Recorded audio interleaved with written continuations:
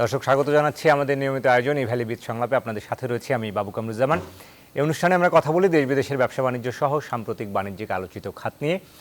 আজকে আমরা কথা বলতে চাই আমাদের দেশে নতুন এই সময়ে এটি একটি উদীয়মান খাত, যেটি প্রতিনিয়তই প্রসার ঘটছে, বড় হচ্ছে এবং মানুষের, আমরা জানি যে এই করোনাকালীন সময়ে প্রযুক্তি নির্ভরতা বেড়েছে। একই সঙ্গে ই কুরিয়ার থেকে শুরু করে ইলেকট্রনিক যে ধরনের সেবা রয়েছে, অর্থাৎ অনলাইন ভিত্তিক যেসব সেবা রয়েছে, ই কমার্সের উপর নির্ভরতা কিন্তু মানুষের দিন দিন বেড়েছে এবং সেটি আরও বাড়ছে। আজকে আমরা আলোচনার শিরোনাম রেখেছি বড় হচ্ছে ই লজিস্টিক্স সেবা। এই শিরোনামে আমরা কথা বলবো। আমরা জানি যে বাংলাদেশে সম্প্রতিকালে এই লজিস্টিক্স সেবা নিয়ে অনেক প্রতিষ্ঠান কাজ করছে। সেসব প্রতিষ্ঠানের মধ্যেই দুজন প্রতিষ্ঠানের অন্যতম কর্ণধার আমাদের সঙ্গে রয়েছেন, দুজন অতিথি যুক্ত রয়েছেন। আমরা তাদের পরিচয় করে দিতে চাই। আমাদের সঙ্গে এরই মধ্যে যুক্ত হয়েছেন মোহাম্মদ জাহিদুল ইসলাম, আমাদের সাথে রয়েছেন, head of e logistics e valley থেকে আমাদের সঙ্গে যুক্ত রয়েছেন। আপনাকে স্বাগত জানাচ্ছি। আমাদের সঙ্গে আরও একজন রয়েছেন বিপ্লব ঘোষ রাহুল, সিইও ই কুরিয়ার। আপনাদের দুজনকেই স্বাগত জানাচ্ছি আজকের ই ভ্যালি বিচ সংলাপে আপনারা যুক্ত হওয়ার জন্য। সরাসরি প্রশ্নে যাব আপনাদের কাছে। আমরা আজকে আলোচনার শিরোনাম শুরুতেই যেটি বলছিলাম দর্শকদেরকে, যে বড় হচ্ছে ই লজিস্টিক্স সেবা, এই শিরোনামেই কথা বলবো। মোহাম্মদ জাহিদুল ইসলাম, আপনাকে দিয়েই শুরু করতে চাই, head of e logistics e valley. একটু যদি মোটা দাগে বলেন, আমরা দেখছি যে বাংলাদেশে ই কমার্স ভিত্তিক প্রতিষ্ঠান যদি তালিকা করি, সেক্ষেত্রে ই কমার্স 45%, এফ কমার্স রয়েছে 15%, এর বাইরে ফুড প্ল্যাটফর্ম রয়েছে প্রায় 30%, ইন্ডিভিজুয়াল বিক্রেতা রয়েছে 10%। সব মিলে বিভিন্ন রকম আমরা দেখছি লজিস্টিক্স কোম্পানিগুলো এখন কাজ করছে। এই যে একটি বড় ধরনের পরিবর্তন, আমরা দেখছি যে বাজারে অনেক ধরনের ই কমার্স সেবা আসলে চালু রয়েছে বা লজিস্টিক্স প্রতিষ্ঠান রয়েছে। সেক্ষেত্রে আপনারা কি ধরনের ভিন্নতা নিয়ে এসছেন সেটি যদি বলেন। জি, ধন্যবাদ।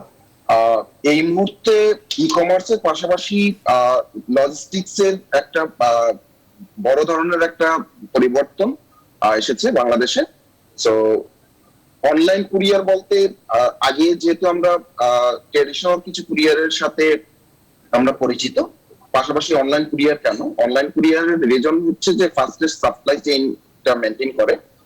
এই জায়গায় পরিবর্তন যেটা হচ্ছে যে, যেমন আমরা ট্রেডিশনাল কুরিয়ারে যে প্রোডাক্টটা আমার কোন একটা পয়েন্ট থেকে কালেক্ট করতে হচ্ছে, অনলাইন কুরিয়ারের ক্ষেত্রে টোটালি ডিফারেন্ট। কাস্টমার তার ডোর স্টেপে ডেলিভারি পাচ্ছে।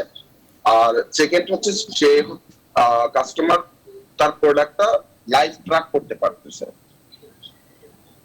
জি, আমার প্রশ্নের জায়গাটি যে অনেক লজিস্টিক্স প্রতিষ্ঠান তো কাজ করছে, সেক্ষেত্রে আপনারা এই সময়ে কি ধরনের ভিন্নতা নিয়ে এসছেন কাস্টমারদের জন্য এই লজিস্টিক্সের ক্ষেত্রে? জি, ধন্যবাদ। আমরা প্যান্ডেমিকের শুরু দেখি গত বছর, যদি আমি গত বছরের কথা বলি, প্যান্ডেমিকের শুরু দেখি গ্রোসারি ডেলিভারি স্টার্ট করি, যাতে কাস্টমার বাসায় বসেই তার নিত্য প্রয়োজনীয় পণ্যটি বাসায় করতে পারে, পেতে পারে। আর পাশাপাশি হচ্ছে এবছর আমরা ফার্মাসিউটিক্যালস স্টার্ট করি, ফার্মাসিউটিক্যালস এর ডেলিভারিটা স্টার্ট হয়। এর আরেকটা পার্ট, আমাদের বড় একটা পার্ট হচ্ছে ফুড ডেলিভারি, ই ফুড। সো ই ফুড এই মুহূর্তে বাংলাদেশে আমরা কক্সবাজার, সিলেট, চিটাগাং, ঢাকা, নারায়ণগঞ্জ, সাভার, গাজীপুর এবং কুমিল্লাতে এই মুহূর্তে আমরা সার্ভিস দিচ্ছি। জি, আমি আপনার কাছে আবারও আসবো জনাব জাহিদুল ইসলাম। এ পর্যায়ে বিপ্লব ঘোষ রাহুল আমাদের সঙ্গে যুক্ত রয়েছেন, সিইও ই কুরিয়ার সেবা নিয়ে তার কাছ থেকেও জানতে চাইবো। একই প্রশ্ন যদি আপনাকে করি, যে এই যে লজিস্টিক প্রতিষ্ঠান আমরা বাজারে দেখেছি, সুন্দরবন থেকে শুরু করে এসে পরিবহন বা আরও অনেক ধরনের লজিস্টিক্স সেবাদানকারী প্রতিষ্ঠান রয়েছে, তাহলে আপনারা কিভাবে এর প্রয়োজনীয়তা আসলে অনুভব করলেন বা কি ধরনের ভিন্নতা থেকে চিন্তা করলেন এটি? ধন্যবাদ। আসলে আমি যেটা বলতে চাই যে আমাদের অনলাইনের যে খাতটা গত 7-8 বছরের যে একটা চেঞ্জ আপনি দেখতে পাচ্ছেন, তার থেকে বেশি এই খাতটা বেশি পপুলার হয়েছে গত বছরের প্যান্ডামিক থেকে। তো গত বছর প্যান্ডামিকের পর থেকে এই অনলাইনের উপরে মানুষের নির্ভরতা বাড়ে, বিকজ কাস্টমারটা কিন্তু অনলাইন থেকেই পারচেস করে। তো আপনি যেটা বললেন যে ট্রেডিশনাল যে কুরিয়ার কোম্পানিগুলো আছে, তারা কিন্তু ট্রেডিশনালি ম্যানুয়াল প্রসেসে কাজ করে এবং তাদের একটা ডেলিভারি সার্ভিসের একটা প্রধান প্রসেস হচ্ছে তাদের পার্সেলটা তার হাব থেকে বা তার অফিস থেকে পিক করতে হয়। বাট আমাদের ক্ষেত্রে দেখবেন যে আমরা টেকনোলজিকে ঘরে পৌঁছে দেওয়ার ব্যবস্থা, ঘরে পৌঁছে দেওয়া এবং হোম ডেলিভারির ব্যবস্থা আমরা করি এবং পুরো জিনিসটাই আসলে টেকনোলজিক্যাল বেস, মানে কাস্টমার আগে ট্র্যাকিং দেখতে পারে, পার্সেলটা কোথায় আছে, এখন কখন আসবে, কোন ডেলিভারি ছেলে এটা নিয়ে আসতেছে, তার মোবাইল নাম্বার অটোমেটিক তার মোবাইলে চলে যায়। তো এই জিনিসগুলোকে আমরা ইন্ট্রোডিউস করেছি টেকনোলজির মাধ্যমে, এখানে একটা বড় ধরনের ডিফারেন্স। আর পাশাপাশি যে জিনিসটা আমরা করি সেটা হচ্ছে কাস্টমার সার্ভিস। আপনি যেরকম একটা কোন একটা ফিজিক্যাল শপে বা ফিজিক্যাল কোন একটা গ্রসারিতে যেভাবে আপনি একটা কাস্টমার সার্ভিস পান, সেটা হতে পারে স্বপ্ন, সেটা হতে পারে আগোরা, ঠিক একইভাবে আমরা অনলাইনে ওই কাস্টমার সার্ভিসটা দেওয়ার চেষ্টা করছি। একটা মানুষ যখন হোম ডেলিভারি দিতে যাচ্ছে, তাকে ওয়েল বিহেভ, ওয়েল গেস্টার, এই জিনিসগুলোকে আমরা ফলো করছি এবং সার্ভিসটাকে কাস্টমার দোরগোড়ায় নিয়ে যাচ্ছে। আগে কাস্টমার আসতো এখন একটা সার্ভিস প্রোভাইডারের কাছে, আর এখন সার্ভিস প্রোভাইডার চলে যাচ্ছে কাস্টমারের বাসায় বা তার নির্ধারিত লোকেশনে। জি জনাব এটা একটা বিপ্লব বড় ঘোষ, ধরনের দিক। একটু কি বলবেন যে এই সেবার পরিধিটা আসলে কি রাজধানীর বাইরে কোথায় রয়েছে আপনাদের? আমাদের বর্তমানে আমরা 64 জেলাতেই এই সার্ভিসটা দিচ্ছি এবং সবচেয়ে মজার ব্যাপার হচ্ছে এখন একটা প্রত্যন্ত এলাকাও যদি আমি বলি, ভোলার লালমোহন একটা ইউনিয়ন, এই লালমোহন থেকে একটা মানুষ ঘরে বসে অর্ডার করে, সেটা হতে পারে ইভ্যালি, সেটা হতে পারে দারাজ বা যে কোনো জায়গায় অর্ডার করলে কিন্তু ওই পণ্যটা কিন্তু তার বাসায় উইদিন দ্য টাইম লাইন, হয়তো সেটা 3 থেকে 5 দিনের মধ্যে তার বাসায় একদম হোম ডেলিভারি হচ্ছে। এবং এটা দুই ধরনের সুবিধা আছে, তাকে পণ্য দেখে নেওয়ার সুবিধা সে পায়, মানে সেটা হতে পারে ক্যাশ অন ডেলিভারি, সে টাকার মাধ্যমে প্রোডাক্ট নিয়ে সে টাকা দিতে পারে, আবার সে অনলাইনেও পেমেন্ট করে দিচ্ছে, যে অনলাইন পেমেন্ট করে দিলে তার বাসায় পণ্যটা তার কাছে তখন পৌঁছে যায়। সো আমি যদি পরিধির ব্যাপারে বলি, সারা বাংলাদেশেই এই সুবিধাটা বর্তমানে রয়েছে। জি নিশ্চয়ই, এটি গ্রাহক বান্ধব একটি সেবা, কেননা খুব দ্রুত সময়ে আসলে তারা পণ্যটি হাতে পেয়ে যাচ্ছেন। আমরা আপনার কাছে আবারও আসবো জনাব বিপ্লব ঘোষ। এ পর্যায়ে মোহাম্মদ জাহিদুল ইসলাম, আপনার কাছে যদি প্রশ্ন রাখি যে এই খাতের বাজারের কথা বলছিলাম, যেটি একটি বুমিং সেক্টর, বড় হচ্ছে, এটির বাজার আসলে এখন কেমন এবং এর বর্তমান এবং আগামীর সম্ভাবনা আসলে কেমন দেখছেন? ধন্যবাদ। এই মুহূর্তে আমি যদি লজিস্টিক্স এর কথা বলি, আমি শুরুতেই যেটা বলছিলাম যে ই কমার্সের সাথে হচ্ছে লজিস্টিকের একটা বড় ধরনের একটা ভূমিকা থাকে। তো ই কমার্স যেহেতু বাংলাদেশে এই মুহূর্তে বুমিং, সো পাশাপাশি লজিস্টিক কোম্পানিরও একটা ভালো একটা রাশ যাচ্ছে। আর এর পাশে আপনি 2017 থেকে এখন পর্যন্ত বাংলাদেশে যে লজিস্টিক কোম্পানিগুলো বর্তমানে আছে, আপনি দেখবেন যে বাইরের ইনভেস্টমেন্ট তারা পেয়েছে। আমি যদি বলি ই কুরিয়ারের 2017 থেকে 20-এর ভিতরে একটা বড় ধরনের একটা ইনভেস্টমেন্ট, তারপরে রেডেক্স আছে, রেডেক্স বাইরের ইনভেস্টমেন্ট পেলো। দেন আমি রিসেন্টলি একটা কোম্পানির কথা বলি, পেপার ফ্লাই, তারা কিন্তু ইন্ডিয়ান একটা ইনভেস্টমেন্ট পেয়েছে। এইটা বাংলাদেশে এই মুহূর্তে লজিস্টিক্স এ মোর দ্যান 50,000 পিপল এখন কাজ করছে। ইন ফিউচারে আরো অনেক বেশি লোক এই জায়গায় কাজ করার সুযোগ আছে এবং আমি বলবো হিউজ অপরচুনিটি আছে, যে জায়গায় অনেক লোকবল দরকার। তো লজিস্টিক কোম্পানি আমরা শুধুমাত্র যেটাকে ছোট করে যে দেখি, যে আসলে একটা একজন ডেলিভারি ম্যান তার কোন কাস্টমারের প্রোডাক্টটা নিয়ে যাচ্ছে, এটার পিছনে অনেক মানুষের কাজ, সাপ্লাই চেইনে অনেক মানুষের কাজের মাধ্যমে আসলে পরবর্তীতে আমরা প্রোডাক্ট হাতে পাই। এজ এ কাস্টমার যদি আমি চিন্তা করি যে আমি আসলে প্রোডাক্টটা তো আমাকে একজন ডেলিভারি ম্যান আমার বাসায় পৌঁছে দিচ্ছে, এই প্রোডাক্টটা প্রসেস করতে, ফুলফিলমেন্ট করতে অনেক মানুষের হাত থাকে। তো আমি ওইভাবে যদি দেখি যে অনেক মানুষের প্রয়োজন, লোকবল অনেক বেশি প্রয়োজন এই ইন্ডাস্ট্রিতে এখন। জি জনাব জাহিদুল ইসলাম, কি পরিমাণ লোক আসলে এই খাতে কর্মসংস্থান তৈরি হয়েছে বা কাজ করছে, এরকম কোনো সংখ্যাতাত্ত্বিক হিসাব রয়েছে কিনা? জি ধন্যবাদ। এই মুহূর্তে 50,000-এর উপরে লোকবল কাজ করছে লজিস্টিক্স কোম্পানিতে। আর আমরা যেটা ধারণা করি যে 2021 শেষের দিকে এটা 1 লাখ ক্রস করবে, কারণ হচ্ছে এই প্যান্ডামিক সিচুয়েশনের কারণে মানুষের অনলাইনে কেনাকাটার মানে আস্থা বেশি অর্জন হয়েছে। সো ই কমার্সে যদি আমি যেটা শুরুতেই বলছিলাম যে ই কমার্স এবং লজিস্টিক্স কোম্পানিগুলো ওতপ্রোতভাবে জড়িত। সো ই কমার্সে যত অর্ডার বাড়বে, লজিস্টিক্সের তত চাহিদা মানে বেড়ে যাবে। নিশ্চয়ই। অনেক ধন্যবাদ জাহিদুল ইসলাম। আমরা বিপ্লব ঘোষের কাছে একটু জানতে চাইবো, সিইও ই কুরিয়ার, একটু যদি বলেন যে আমরা জানি যে নতুন যে কোনো খাত যখন বিকাশ হতে থাকে সেটির আসলে সুনির্দিষ্ট নীতিমালার বিষয় থাকে, সেটির সাথে পরিচয় হবার একটি ব্যাপার থাকে, অভ্যস্ততার একটি ব্যাপার থাকে, সেটি গ্রাহক পর্যায়ে যেমন সেবাদানকারী প্রতিষ্ঠানগুলোর ক্ষেত্রেও তেমন। এক্ষেত্রে আসলে আগামী দিনে কি ধরনের প্রতিবন্ধকতা বা চ্যালেঞ্জগুলো আসলে দেখছেন এই ই লজিস্টিক্স খাতে? ধন্যবাদ। আসলে এটা আমাদের বর্তমান বিজনেসের জন্য অনেক গুরুত্বপূর্ণ একটা পয়েন্ট। কারণ আমরা যখন বিজনেসটা শুরু করি 2014 শেষের দিকে, আমরা কিন্তু আমাদের এই বিজনেসটা কিন্তু একটা মিনিস্ট্রির আন্ডারে, সেটা হচ্ছে পোস্ট অ্যান্ড টেলিকমিউনিকেশন মিনিস্ট্রি। এই মিনিস্ট্রির আন্ডারে পোস্টের যে জিপিও, পোস্টের একটা লাইসেন্স অথরিটি আছে, যারা আসলে এই ব্যবসা করার জন্য তারা লাইসেন্স প্রোভাইড করে। তো এটাকে আপনার মেইলিং অপারেটর লাইসেন্স বলা হয়। আর বাংলাদেশে দুই ধরনের লাইসেন্স আছে, একটা হচ্ছে পোস্টাল লাইসেন্স আর একটা হচ্ছে মেইলিং অপারেটর লাইসেন্স। পোস্টাল লাইসেন্সটা বেসিক্যালি গভর্নমেন্ট নিজে হ্যান্ডেল করে, যেটা আসলে আমরা বাংলাদেশ পোস্ট হিসেবে চিনি। পাশাপাশি যেটা আছে যে আপনার যারা কুরিয়ার কোম্পানি, যেমন ট্র্যাডিশনাল কুরিয়ার বা আমরা হচ্ছে আসলে মেইলিং অপারেটর সার্ভিসের আন্ডারে। এখন যেটা জিনিসটা দেখা যায়, আমাদের তো কিছু, আমরা যখন যেহেতু একটা গুডস হ্যান্ডেল করি, এখানে অনেক রিলায়েবিলিটির ব্যাপার আছে, ট্রাস্টের ব্যাপার আছে।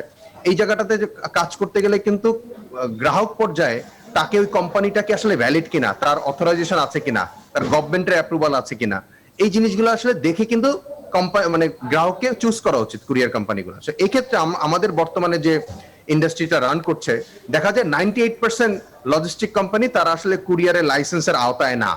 তো এটা নিয়ে আমি মন্ত্রী মহোদয়ের সাথে কথা বলেছি, আমরা লাইসেন্স অথরিটির সাথে কথা বলেছি। আমরা গত 3 মাস আগে কিন্তু লাইসেন্স অথরিটি অনেক পত্রিকাগুলোতে নোটিশও দিয়েছে যে তাদেরকে, যারা এখনো লাইসেন্সের আওতায় আসে নাই, তাদেরকে অতি সত্বর লাইসেন্সের আওতায় আসতে হবে। কারণ আমরা দেখা যায় কি, আমরা যে বিজনেসটা রান করি, আমাকে প্রপার কমপ্লায়েন্স মেনটেন করতে হয়, আমাকে ভ্যাট ট্যাক্স মেনটেন করতে হয়। লাইসেন্সের জন্য আমাকে অবশ্যই গভর্নমেন্টকে একটা রেভিনিউ শেয়ার দিতে হয় প্রতি পার্সেলে, যেটা আসলে আমাদের ল। বাট যারা আসলে লাইসেন্সের আওতায় না, তারা কিন্তু এই প্রত্যেকটা জিনিস, তারা কিন্তু অনেক সস্তায় আসলে সেবা দেওয়ার চেষ্টা করে, ফলে অসময়ে একটা প্রতিযোগিতা তৈরি হয়ে যায়। জি জি, এই জন্য যেটা দেখা যায় যে আমাদের কস্টিংটা যখন আমরা গ্রাহক পর্যায়ে কোনো কস্টিং করতে যাই, তখনই আমাদেরকে শুনতে হয় যে আপনাদের রেট তো অন্যান্য কুরিয়ারের থেকে বেশি। তো অন্যান্য কুরিয়ার কিন্তু they are not a courier company. দেখা যায় আমি যেখানে এখন বসা, এটা একটা 12,000 স্কয়ার ফিটের একটা ওয়্যার হাউস। আপনি দেখতে পাচ্ছেন আমার এখানে হিউজ পার্সেল। আমরা এই ওয়্যার হাউসটাকে মেনটেন করি, টোটাল RFID কোড দিয়ে আমরা মেনটেন করছি ফর ট্র্যাকিং। বাট আপনি দেখা যায় যে অন্যান্য কুরিয়ার, দেখা যায় মিরপুরের কোন একটা ছোট্ট 500 স্কয়ার ফিটের বাসা নিয়ে তারা একটা কুরিয়ার অপারেট করছে। আমাদের এই খাতে দেখবেন একটা বড় খাত কিন্তু হচ্ছে COD, ক্যাশ অন ডেলিভারি হয়। তো ক্যাশ অন ডেলিভারি টাকা নিয়ে তারা প্রবলেম করে, 3-4 মাস পরে কোম্পানিগুলো বন্ধ হয়ে যায়। তখন আসলে আমাদের ট্রাস্টের উপরে এসে পড়ে যে আমরা হয়তো এরকম করতে পারি। তো এই জায়গাগুলোতে আমাদের চ্যালেঞ্জ একটা আছে, এই চ্যালেঞ্জটা যদি আসলে করা যায়। আর আরেকটা জিনিস বলবো, বর্তমানে যে আমাদের যে পলিসি আছে, এই পলিসিতে ই লজিস্টিক বলতে বা ই কমার্সের ডেলিভারি বলতে কিছু নেই।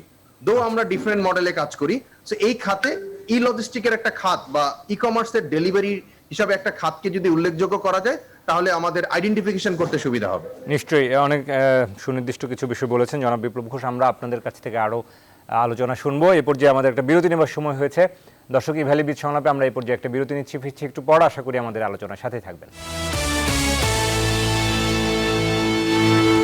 দর্শক, বিরতির পর আরেকবার স্বাগত জানাচ্ছি ভ্যালি বিচ সংলাপে। আমরা আজকে কথা বলছি বড় হচ্ছে ই লজিস্টিক্স সেবা, এই শিরোনামে। আমাদের সঙ্গে দুজন অতিথি যুক্ত রয়েছেন, জনাব Mohammad Zahidul Islam, head of e logistics e valley, এবং আমাদের সঙ্গে আরও একজন রয়েছেন Biplob Ghosh Rahul, CEO e courier. দুজনকে আরও একবার স্বাগত জানাচ্ছি আলোচনায়।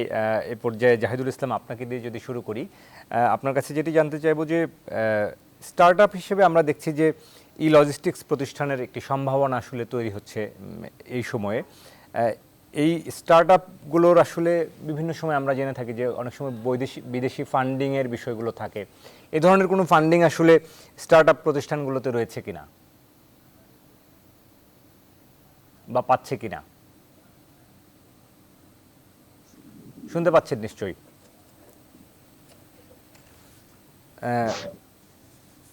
জনাব জাহিদুল ইসলাম, কি শুনতে পাচ্ছেন আমাকে? জি, শুনতে পাচ্ছি। ধন্যবাদ। আমি প্রশ্ন করেছিলাম যে ই কমার্সের সম্ভাবনা তো অবশ্যই বাড়ছে এই সময়ে। ই কুরিয়ার স্টার্ট আপ হিসেবে বিদেশি কোনো ফান্ডিং পাচ্ছে কিনা বা এই ধরনের সুযোগ রয়েছে কিনা এই সেক্টরে? জি, ধন্যবাদ। আমি শুরুতেই একটা শেয়ার করেছিলাম যে 2017 থেকে 2020-এর ভিতরেই বাংলাদেশে 3টা বড় লজিস্টিক্স কোম্পানিতে বাইরের ইনভেস্ট করেছেন। যেটা প্রথমেই আমি বলবো ই কুরিয়ার, যে বড় ধরনের একটা ইনভেস্টমেন্ট পায়। পরবর্তীতে রেডেক্স, দেন পেপার ফ্লাই। সো বাইরের ইনভেস্টর কিন্তু বাংলাদেশে এখন ইনভেস্ট করছে। আমি যদি পার্শ্ববর্তী দেশ ভারতের কথাও বলি, ভারত থেকেও বাংলাদেশে এখন ইনভেস্টর আসছে। আচ্ছা, জি, নিশ্চয়ই এটা কিন্তু একটি বড় সম্ভাবনার জায়গা যে বিদেশি বিনিয়োগ যে আমাদের এখানে আসছে এর মধ্য দিয়ে। জি। অবশ্যই আমরা এই পর্যায়ে জনাব আপনার কাছে একটু আরেকটু জানি, আমি বিপ্লব ঘোষের কাছে পরে আসছি। ডেলিভারি এজেন্টদের বিষয় নিয়ে একটু জানতে চাইবো যে এই যে আপনাদের যে সাপ্লাই চেইন বা এই যে ডেলিভারি এজেন্টরা কাজ করছেন, তাদের কাজ করতে গিয়ে কি ধরনের চ্যালেঞ্জের মুখে পড়তে হয় আসলে? ধন্যবাদ। এই মুহূর্তে আমাদের ইভেলের লজিস্টিকে 6,500 ডেলিভারি হিরোজ কাজ করছেন। আমাদের 3টা সার্ভিস এই মুহূর্তে আছে, গ্রোসারি ডেলিভারি, দেন ফুড ডেলিভারি, আর একটা হচ্ছে ফার্মাসিউটিক্যালস এর ডেলিভারি। সো প্যান্ডেমিকে লকডাউনের মধ্যে যেটা প্রবলেম ফেস করে, যে বিভিন্ন জায়গায় প্রশাসন আটকায়, এই জন্য ইক্যাব বড় ধরনের একটা ভূমিকা রেখেছে এই জায়গায়। তারা পাস রাইডারদের একটা রোড পাসের একটা ব্যবস্থা করেছে, কার্ডের ব্যবস্থা করেছে। সো এইটা যদি কোনো রাইডারের কাছে, কোনো হিরোদের কাছে থাকে, ডেলিভারি ম্যানের কাছে থাকে, তাহলে কোনো প্রশাসন তাকে কোনো ধরনের কোনো মানে হ্যারাসমেন্ট করছেন না এই মুহূর্তে। আর ডেলিভারি ম্যান যারা আসলে ডেলিভারি করে, সো আমি কাস্টমারদের উদ্দেশ্যে যদি একটা শেয়ার করি, যে আমরা অনেক সময় চিন্তা করি যে আমি তো প্রোডাক্টটা হোম ডেলিভারির জন্য অর্ডার করেছি, তো কাস্টমার এসে আমাকে 4তলা অথবা 5তলায় প্রোডাক্টটা দিয়ে যাবে, আমরা সচরাচর এটাই দেখি দিয়ে যায়। তো কিছু কিছু ক্ষেত্রে একটু চ্যালেঞ্জিং থাকে যে কোনো একজন ডেলিভারি ম্যান যখন নিচে প্রোডাক্টটা নিয়ে উপরে উঠবে, তখন তার যে যে প্রোডাক্ট গুলো যেভাবে নিয়ে আসছে সাইকেল অথবা অন্য কোনো যানবাহনে, ওইটা রাখার কোনো জায়গা থাকে না। তো অনেক ক্ষেত্রে এরকম হয় যে তার সাইকেল হয়তো চুরি হয়ে যেতে পারে, এই কারণে কাস্টমারকে রিকোয়েস্ট করেন যে সার্ভার ম্যাডাম আপনি যদি একটু নিচে এসে প্রোডাক্টটা নেন। সো এই চ্যালেঞ্জের পাশাপাশি আরেকটা চ্যালেঞ্জ যেটা ফেস করে, যে যেমন রিসেন্টলি আমরা ইফুড থেকে সিএরি ডেলিভারি স্টার্ট করেছি, ইফতারের পাশাপাশি সিএরি ডেলিভারি করছি লেট নাইটে। সো এটা 2:30 পর্যন্ত আমাদের সিএরি ডেলিভারিটা চলে। এই ক্ষেত্রে কিছু যেটা ঢাকা শহরে যে চ্যালেঞ্জটা হয়, যে ছিনতাইয়ের একটা থাকে, রাইডারদের হয়তো করলো যে তার ফোনটা নিয়ে যায়, তো এই চ্যালেঞ্জটা ফেস করে রাইডার। ধন্যবাদ। নিশ্চয়ই জনাব জাহিদুল ইসলাম, আসলে এক্ষেত্রে আমাদের একটি গ্রাহকদের পক্ষ থেকে বোধহয় একটি সহায়ক মনোভাব তৈরি করা বা দৃষ্টিভঙ্গি রাখা, যে তাদের আসলে নিরাপত্তার বিষয়টি, সুযোগ সুবিধার বিষয়টি, বা বাসায় প্রবেশের ক্ষেত্রে তো অনেক সময় দারোয়ানদের, সিকিউরিটি গার্ডদের নানান রকম প্রশ্নের সম্মুখীন হতে হয়। এক্ষেত্রে আসলে দুই পক্ষের এক ধরনের সমঝোতা বা সহায়ক দৃষ্টিভঙ্গির প্রয়োজন বোধ হয় আমাদের। আমরা বিপ্লব ঘোষের কাছে আসতে চাই। জনাব বিপ্লব ঘোষ, আমি আপনাকে যেটি বলতে চাইবো যে ই কুরিয়ারের শুধু নয়, আমরা বলছি যে যে ধরনের লজিস্টিক্স প্রতিষ্ঠান আসলে কাজ করছে এই খাতে, তাদের নেটওয়ার্কের বিষয়টি নিয়ে যদি বলেন, যে সারা দেশে ছড়িয়ে দেওয়ার ক্ষেত্রে বা এটি প্রত্যন্ত এলাকায় ছড়িয়ে দেওয়ার ক্ষেত্রে উদ্যোগ রয়েছে কিনা, বা সেই সেবাটা আসলে গ্রাহকরা পাচ্ছে কিনা? ধন্যবাদ। আসলে একটা লজিস্টিক সেবা রান করার জন্য আমাদের সারা বাংলাদেশে আমরা যদি বলি 18 কোটি মানুষ আছে, তার মধ্যে যদি আমরা পারচেজিং পাওয়ার যাদের হাতে থাকে, প্রোডাক্ট পারচেজিং ইজ অ্যারাউন্ড 12 থেকে 13 কোটি মানুষ আমাদের আছে যারা আসলে ডিরেক্ট প্রোডাক্ট পারচেজ করে। সো আমাদের নেটওয়ার্কটা হতে হবে এরকম যে শুধুমাত্র ঢাকা থেকে সারা বাংলাদেশে প্রোডাক্ট যাবে তা না, সেটা হতে পারে নিয়ারেস্ট কোনো ডিস্ট্রিক্ট। সো মোবাইল কোম্পানিগুলোর যেরকম কাভারেজ বিস্তৃতি করার জন্য তাদেরকে বিভিন্ন জায়গায় টাওয়ার করতে হয়েছে টু ম্যাক্সিমাইজ দ্য মানে কানেক্টিভিটি, আমাদের কুরিয়ারের নেটওয়ার্কটা কিন্তু ঠিক একই রকম। আমাদের যত হাব বাড়বে, মানে একটা টাওয়ারকে যদি আপনি একটা হাব ধরেন, তার মানে ওই হাবের আশেপাশের কাস্টমার গুলো আসলে ওই হাবের আওতায় প্রোডাক্টের হোম ডেলিভারি পাবে। তো আমরা যেই জায়গাটাতে এখন চেষ্টা করছি, যেহেতু মানুষ এখন অনলাইনের উপরে ডিপেন্ডেন্সি বাড়ছে, বাট পুরো ব্যাপারটাই হচ্ছে ঢাকা থেকে 63 জেলায় কমিউনিকেশন হয়। বাট আমরা যে জায়গাটাতে নেটওয়ার্কটাকে এখন যেভাবে বিস্তৃতি করার, আমরা সহ আমাদের মতো যারা আছেন, যারা এই লাইনে কাজ করে, সবাই চাচ্ছে 64 জেলায় 450-492টা থানা এবং 4,500 থেকে 5,000 যে আমাদের ইউনিয়ন আছে, এই ইউনিয়নের প্রত্যেকটা মানুষ জানি অনলাইনের আওতায় চলে আসে। তা আমরা ইতিমধ্যে 64 জেলায় এবং প্রায় 450 থানাতে আমরা সার্ভিস দিচ্ছি, সেটা কাস্টমার হোম ডেলিভারি পাচ্ছে। বাট এক্ষেত্রে যেটা আপনি একটা জিনিস বলে রাখবো, আমরা আসলে ওভার কমিটমেন্ট কাউকে করছি না। যেই পণ্যটা যেতে আমার 5 দিন লাগবে তাদেরকে আমরা 5 দিনই বলি, যে পণ্যটা যেতে 5 থেকে একটু বেশি সময় লাগে। দেখা যায় কি আমাদের বাংলাদেশের যে ভৌগোলিক অবস্থা সব জায়গায় কিন্তু রোডঘাট একই রকম না। জি। আপনি ঢাকাটাকে যেভাবে দেখেন, বাট দেখা যায় আপনি কিশোরগঞ্জে যাবেন, কিশোরগঞ্জের আপনি অষ্টগ্রামে একটা ডেলিভারি পড়েছে যেখানে টলার ছাড়া যাওয়া যায় না, যেখানে আপনার স্থানীয় হচ্ছে টলার নিয়ে যেতে হবে। তো এই ধরনের কিছু প্রতিবন্ধকতা আমাদের এখনো আছে। আমাদের কক্সবাজারের দিকে কিছু প্রতিবন্ধকতা আছে যেখানে আসলে আমরা অর্ডার পাই, হয়তো যেতে পারি না, বা যেতে গেলে আমাদের সময় লাগে। জি। তো প্রত্যন্ত এলাকাগুলোতে কাস্টমারের যে অ্যাড্রেসিংটা আমাদের কিন্তু জানেন, আমরা প্রত্যেকটা জায়গাতে কিন্তু আমাদের পোস্ট কোড আছে, বাট আমাদের পোস্ট কোডটা মানুষ পপুলার না, মানুষ পোস্ট কোডটার মাধ্যমে কোনো ধরনের কিছু ডেলিভারি করে না। তারা লিখে দেয় যে আমি কুমিল্লার 14 গ্রাম থাকি, বাট 14 গ্রামে যখন যাই গিয়ে দেখা যায় 14 গ্রামের ভিতরেও একটা ইউনিয়ন যেটা দূরত্ব 70 কিলোমিটার। জি। তো এই ধরনের কিছু প্রতিবন্ধকতা আছে, বাট আমার মনে হয় আস্তে আস্তে এই জিনিসগুলো আমাদের সলভ হয়ে যাবে, কারণ কাস্টমার এখন এডুকেট হচ্ছে। সো জি। কাস্টমার এডুকেশনের বাইরে আমাদের এই জিনিসগুলো আসলে আপডেট হবে। নিশ্চয়ই, এবং সেটি হচ্ছেও আসলে গ্রাহকদেরও দৃষ্টিভঙ্গি বা সবার এই ইলেকট্রনিক নির্ভরতা যেটি বলছিলেন, অনলাইন নির্ভরতা, সেটি বাড়ছে আসলে সময়ের সাথে সাথে, এবং এই সেবার যে সম্ভাবনা রয়েছে সেটি কিন্তু আসলে আপনারা বলছেন। আমরা আপনাদের আরও আলোচনা শুনবো, এই পর্যায়ে আরেকটা বিরতি নিতে হচ্ছে। দর্শক, ই ভ্যালি বিচ সংলাপে আমরা আরেকটা ছোট্ট বিরতি নেব, ফিরছি একটু পর, আশা করি আমাদের আলোচনার সাথে থাকবেন।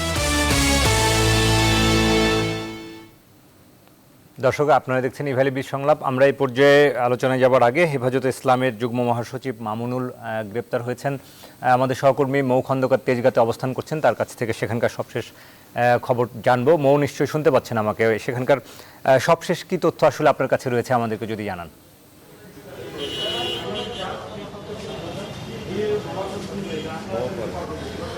আপনি জানেন যে কিছুক্ষণ আগে 12টার দিকে কিন্তু তাকে মোহাম্মদপুরের মাদ্রাসা থেকে গ্রেপ্তার করা হয় এবং তাকে কিছুক্ষণের মধ্যে এখানে নিয়ে আসা হবে এবং এখান থেকে পরবর্তীতে তাকে টিবি কার্যালয়ে নেওয়া হবে এবং তারপর এখানে যে উপ কমিশনার যে হারুন সাহেব আছেন তিনি কিন্তু একটি সংবাদ সম্মেলন করবেন। সংবাদ সম্মেলনে আমাদেরকে বিস্তারিত জানানো হবে। আপনাকে একটু দেখাতে চাই যে আমার ঠিক পেছনেই এখানে সব গণমাধ্যম কর্মীরা যারা আছেন সবাই এখানে অপেক্ষা করছেন।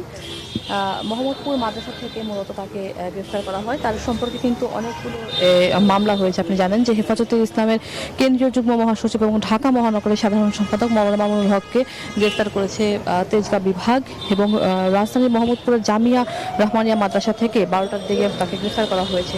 তেজগাঁ জোনের ডিসি যে হারুনুর রশিদ তিনি গ্রেফতারের বিষয়টি গণমাধ্যমকে নিশ্চিত করেছেন। তিনি বলেছেন যে হেফাজত ইসলামের যুগ্ম মহাসচিব মামুনুল হককে গ্রেফতারের পর তেজগাঁ বিভাগের উপ কমিশনার এই কার্যালয়ে নিয়ে আসা হবে। আমরা সব গণমাধ্যম কর্মীরা এখানে অপেক্ষা করছি, কিছুক্ষণের মধ্যেই তাকে এই কার্যালয়ে নিয়ে আসা হবে এবং তারপর এখান থেকে ডিবি কার্যালয়ে নিয়ে যাওয়া হবে। ডিবি কার্যালয়ে নেওয়ার পর তার পরবর্তীতে তারা আরও ব্যবস্থা গ্রহণ করবেন এবং তারপর পরই কিন্তু যে উপকমিশনার যে হারুন রয়েছেন তিনি একটি সংবাদ সম্মেলন করবেন। সংবাদ সম্মেলনে আমাদেরকে আরও বিস্তারিত জানা হবে।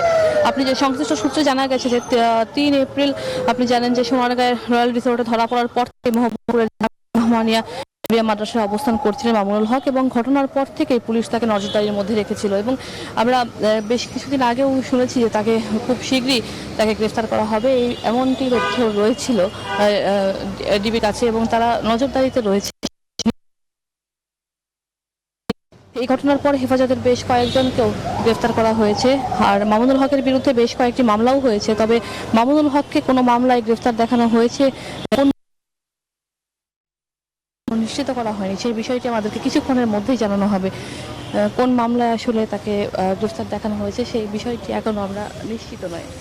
আরেকটি বিষয় আপনি জানেন যে যেহেতু 3 এপ্রিল তাকে মূলত তিনি রয়্যাল রিসোর্টে ধরা পড়ার পর তার গণমাধ্যমে নানা ধরনের তিনি এসেছিলেন এবং সামাজিক যোগাযোগ মাধ্যমেও তিনি কিন্তু ব্যাপকভাবে ভিডিও তিনি এসেছিলেন।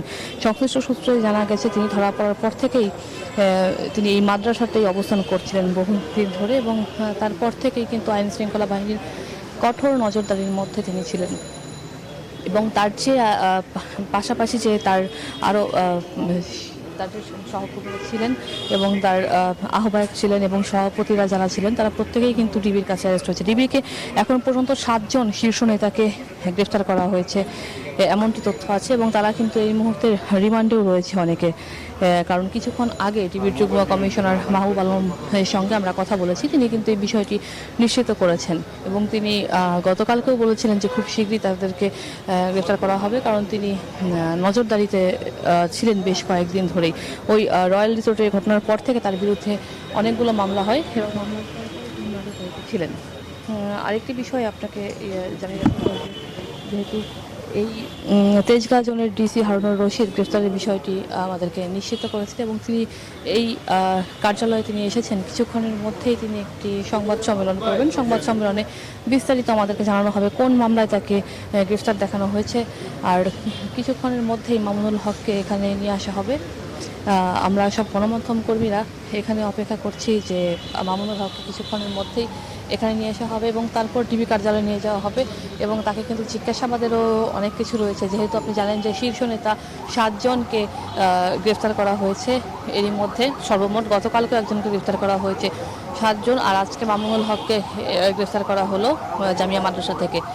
এবং আইন শৃঙ্খলা বাহিনীর কাছে তথ্য রয়েছে যে তিনি বেশ কয়েকদিন ধরেই কিন্তু ওখানে ছিলেন এবং আইন শৃঙ্খলা বাহিনীর নজরদারিতে ছিলেন। তো এই ছিল আমার কাছে এখনকার মতো সর্বশেষ খবর। কিছুক্ষণ পরে সংবাদ সম্মেলন করে জানানো হলে আমরা আপনাদেরকে আবারও বিস্তারিত জানানো। নিশ্চয়ই মৌ খন্দকার, অনেক ধন্যবাদ আপনাকে। দর্শক, আমরা মৌ খন্দকার আমাদেরকে তেজগাঁ থেকে সরাসরি জানাচ্ছিলেন, সেখানে হেফাজত ইসলামের যুগ্ম মহাসচিব মামুনুল গ্রেপ্তার হয়েছেন, তার সবশেষ তথ্য আমাদেরকে আসলে জানাচ্ছেন। এরই মধ্যে 7 জন নেতা কিন্তু গ্রেপ্তার হয়েছেন। তো যাই হোক, আমরা আলোচনায় ফিরতে চাই। আজকে আমরা আলোচনা করছি ভ্যালি বিচ সংলাপে বড় হচ্ছে ই লজিস্টিক্স সেবা এই শিরোনামে। আমাদের সঙ্গে দুজন অতিথি যুক্ত রয়েছেন। জনাব Mohammad Zahidul Islam, head of e logistics e valley. আপনাকে দিয়েই শুরু করতে চাই। আপনার কাছে যে বিষয়টি জানতে চাইবো এই পর্যায়ে, যে আমরা দেখছিলাম যে একটা সময় ছিল যে লজিস্টিক্স প্রতিষ্ঠানগুলো ছোট ছোট পার্সেল করতেন। সেটি শুধুমাত্র লজিস্টিক্স নয়, যারা সুন্দরবন বা এসে পরিবহন অন্যান্য যারা রয়েছেন, বেশিরভাগ কাস্টমারদের কিন্তু ছোট ছোট পণ্য ছিল। সেক্ষেত্রে যখন ইলেকট্রনিক পদ্ধতিতে বা অনলাইনের মাধ্যমে আপনারা এই সেবাগুলো দিচ্ছেন, তখন আসলে বড় পণ্যের সরবরাহ এবং কাস্টমারদেরকে সেটি কিভাবে দিচ্ছেন আসলে আপনারা? ধন্যবাদ। এই মুহূর্তে আমি যদি ঠিক 2 বছর আগের কথাও বলি, একটা মানুষ আসলে অনলাইনে পারচেস করার সময় পারচেস করতে হচ্ছে একটা ড্রেস অথবা একটা শার্ট অথবা একটা টি শার্ট। সো এই মুহূর্তে আপনি যদি দেখেন যে অনলাইনে মানুষ কিন্তু এখন বড় একটা ফ্রিজ, তার হোম অ্যাপ্লায়েন্স এর জন্য যে প্রোডাক্ট গুলো দরকার, এবং আমি আরো মানে ওইভাবে যদি চিন্তা করি যে বেডরুমের যে কোনো আইটেম, আপনার হতে পারে খাট, তারপরে সোফা, এই বড় আইটেম গুলো কিন্তু এখন অনলাইনে মানুষ কিনছে। একটা মাত্র কারণ হচ্ছে মানুষের আস্থা জায়গাটা ওই জায়গায় চলে আসছে যে না, অনলাইনে এখন পারচেস করলে টাইম মতন প্রোডাক্টটা আসে। সো এই প্রোডাক্ট গুলো এই মুহূর্তে মানে কাস্টমারের দোরগোড়ায় পৌঁছে দেওয়ার জন্য লজিস্টিক্স এর যে সাপোর্টটা, বড় ধরনের সাপোর্টটা আমরা পাচ্ছি বা আমরা দিয়ে যাচ্ছি, এটা হচ্ছে যে কাস্টমারকে তার প্রোডাক্টটা তার ডোর স্টেপে পৌঁছে দিচ্ছি। যে কোনো একটা আপনি একটা ফ্রিজ এই মুহূর্তে অর্ডার করলেন, সো ফ্রিজটা আপনার বাসায়। আমি যদি চিন্তা করি যে কোনো একটা রিমোট এরিয়া থেকেও যদি কোনো কাস্টমার এখন অর্ডার করে, সে কিন্তু তার ফ্রিজটা পাচ্ছে। যেমন আমি ঢাকার কথা যদি চিন্তা করি, যে ঢাকায় হয়তো আমি নেক্সট ডেতেই ডেলিভারি করতেছি, কিন্তু ঢাকার বাহিরের কথা যদি আমি বলি, যেমন গোলা কোনো একটা রিমোট এরিয়াতে, চরফ্যাশনের কথা যদি আমি বলি, ওই জায়গায় কিন্তু পৌঁছাচ্ছে, একটু টাইম নিচ্ছে, যে 2 থেকে 3 দিন টাইম নিচ্ছে। সেটি স্বাভাবিক আমাদের। জি জনাব জাহিদুল ইসলাম, একটু কি বলবেন যে এই খাতে আসলে নতুনরা যারা কাজ করছে বা তরুণদের কাজের সুযোগ আসলে কতখানি বা ক্যারিয়ার গড়ার সুযোগ কতখানি রয়েছে? জি, ধন্যবাদ। এই ইন্ডাস্ট্রিটা বয়স কিন্তু খুব বেশি না। সো এখন পর্যন্ত যারা আসলে আমরা কাজ করছি সবাই তরুণ। আর এই জায়গায় ক্যারিয়ার গড়ার জন্য যেই জিনিসটা সবচেয়ে বেশি ভূমিকা পালন করে, যে ম্যানেজমেন্ট পার্টে যারা থাকেন, তাদের এন থেকে যারা চাকরিতে আসেন, তাদের ওই রকমের দেখা। আমি ছোট্ট করে একটা এক্সাম্পল আমি দিতে চাই। যেমন আমার সাথে আছেন ইকুরিয়ারের সিইও বিপ্লব বস। আমার ক্যারিয়ারের জার্নিটা সেকেন্ড হয় ইকুরিয়ারে। সো ইকুরিয়ারে আমি 3.5 বছর ছিলাম। বছর ওই জায়গায় একটা জিনিস আমি সবসময় আমি বলি যে ওই জায়গা থেকে আমার কাজের জায়গাটা ছিল ওই জায়গাটায়, যে বস হয়তো এইরকমের ছিল যে সন্ধ্যার পরে সবাই হয়তো 6টার পরে চলে যাচ্ছে, বস লেট নাইট পর্যন্ত অফিস করে। তো বসের ঠিক সামনেই আমি রুমের সামনেই বসতাম।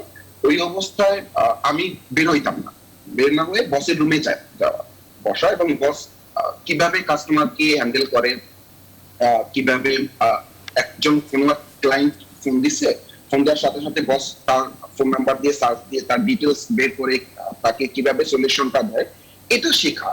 তো ওই আর একটা জিনিস আমি একটু অ্যাড করতে চাই, যে তরুণ যারা এই মুহূর্তে মানে ই কমার্সের যে ক্যারিয়ার করার জন্য আসছে, তাদেরকে বেশ ভালো একটা সাপোর্ট দিচ্ছে এই রকমের যারা আছে। আমি ছোট করে আমাদের কোম্পানির, আমি যেহেতু ইভেলিতে আছি, আমি ইভেলি সম্বন্ধে একটু অ্যাড করি। জি, একেবারে সংক্ষেপে যদি বলেন, আমাদের সময় স্বল্পতা রয়েছে, আমরা এখনো বিপ্লব ঘোষের কথাও শুনতে চাই, যদি ছোট করে বলেন। জি, ধন্যবাদ। সো এই আমাদের যে কর্ম পরিবেশটা, এটা অনেকটা সুন্দর।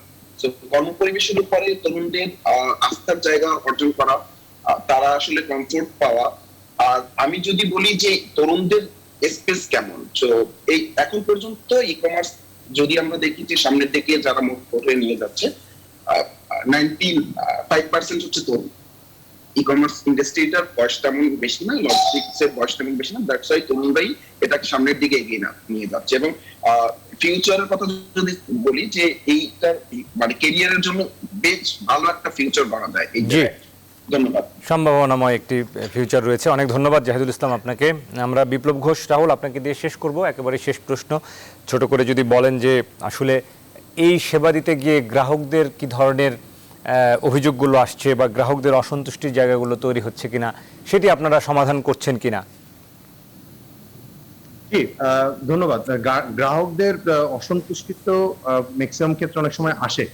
দেখা যায় যে আমাদের 2015-16 সালের তখন যে ই কমার্স এবং লজিস্টিকের যে চেইনটা মেনটেন করা হতো এবং যেভাবে কাস্টমার সেবাটা পেত, এখন তো এটার পরিধিতে অনেক বিস্তৃতি হয়েছে, মানে অনেক বেড়েছে। সো বেড়ে যাওয়াতে যেটা হয়েছে যে কাস্টমার কোন একটা অর্ডার অনলাইনে দেওয়ার পরে তার এক্সপেকটেশন থাকে আমি বোধহয় এখনই পাবো। সো আবার অনেক ই কমার্স কোম্পানিও দেখা যায় দ্রুত ডেলিভারি দেওয়ার জন্য কিছু মানে কেউ হয়তো টাইম কমিটমেন্ট দেয় যে এটা 3 দিনে ডেলিভারি হবে বা এটা 5 দিনে ডেলিভারি হবে। বাট এখানে শুধু কিন্তু লজিস্টিক কোম্পানিগুলোরই আসলে সাপ্লাই চেইন মেনটেন করে না, আপনার প্রোডাক্টের একটা সাপ্লাই চেইন আছে, সোর্সিং একটা সাপ্লাই চেইন আছে। দেখা যায় একটা কাস্টমারের অর্ডার নিয়ে নিয়েছে, হয়তো কোনো কারণে ওই ই কমার্স কোম্পানি পণ্যটা সোর্স করতে পারলো না, তখনই কিন্তু ডিলে শুরু হয়। তার সিস্টেমে বা তার ওয়েবসাইটে লেখা আছে 3 দিনে পণ্যটি ঢাকার মধ্যে ডেলিভারি হবে, সেক্ষেত্রে সে হয়তো 3 দিনই লাগলো কুরিয়ার কোম্পানিকে পার্সেলটা দিতে, তখন তো কুরিয়ার কোম্পানি আবার এডিশনাল 1 থেকে 2 দিন লাগবে। এখানে কিছু গ্রাহকদের অসন্তুষ্টির কিছু জিনিস দেখা যায়। পাশাপাশি আমি যে জিনিসটা দেখি যে কুরিয়ার কোম্পানির কিছু গাফলতি থাকে। দেখা যায় যে যেহেতু এটা একটা প্রসেস, এই প্রসেস মেনটেন করতে গিয়ে অনেক সময় ডিলে হয়, পার্সেল সর্টিং এ ডিলে হয়, পার্সেল সর্টিং এ রং রাউটিং হয়, তো প্যাকেজিং একটা ইস্যু থাকে। এইসব কারণে কিছু ক্ষেত্রে কাস্টমারের দেখা যায় অসন্তুষ্টির ব্যাপারটা ক্রিয়েট হয়। বাট কুরিয়ারের এন্ড থেকে আমরা সহ আমরা মতো যারাই এই লাইনে কাজ করছে, তারা দিনরাত পরিশ্রম করছে, জানি এইটাকে যেহেতু একটা সম্ভাবনাময় ইন্ডাস্ট্রি, তো এই ক্ষেত্রে সব কোম্পানিগুলোই চেষ্টা করছে যত দ্রুততার সাথে তার পণ্যটি পৌঁছে দেওয়া যায়। আপনি এটা এর আগে একটা ছোট্ট করে কোশ্চেন করেছিলেন যে বড় পার্সেলের ক্ষেত্রে কি হয়। বড় পার্সেল কিন্তু এখন মানুষের বিগ পার্সেল, মানে বড় বড় যে ভলিউম বেস পার্সেল গুলো আছে, এখানে দেখা যাচ্ছে এই ইন্ডাস্ট্রিতে যারা এই কুরিয়ার কোম্পানিগুলো এখন আসে, এরা কিন্তু মোস্টলি সাইকেল বেস বা এরা বাইক বেস। দেখবেন অনেক কুরিয়ার কোম্পানি এখন ফিল্ডে কাজ করে যারা একটা সাইকেল নিয়ে ডেলিভারি করছে, বাইক নিয়ে ডেলিভারি করছে, তাদের পক্ষে কিন্তু বড় পার্সেল ডেলিভারি করা সম্ভব না। তো আমাদের সহ আমাদের মতো 3টা কোম্পানি এখন আমরা এই লার্জ পার্সেলে আমরা ফোকাস করেছি, কারণ এটা। জি, জনাব বিপ্লব ঘোষ রাহুল, অনেক ধন্যবাদ আপনাকে। একেবারে সময় স্বল্পতার কারণে আমাদের অনুষ্ঠান আসলে আজকে এখানেই শেষ করতে হচ্ছে। আপনাদের দুজনকে অসংখ্য ধন্যবাদ আমাদের সঙ্গে যুক্ত হওয়ার জন্য। দর্শক, ভ্যালি বিচ সংলাপ আজকের মতো শেষ করছি। আগামীকাল দেখা হবে নতুন বিষয় নিয়ে, নতুন অতিথির সাথে। ভালো থাকুন, সুস্থ থাকুন, নিরাপদ থাকুন।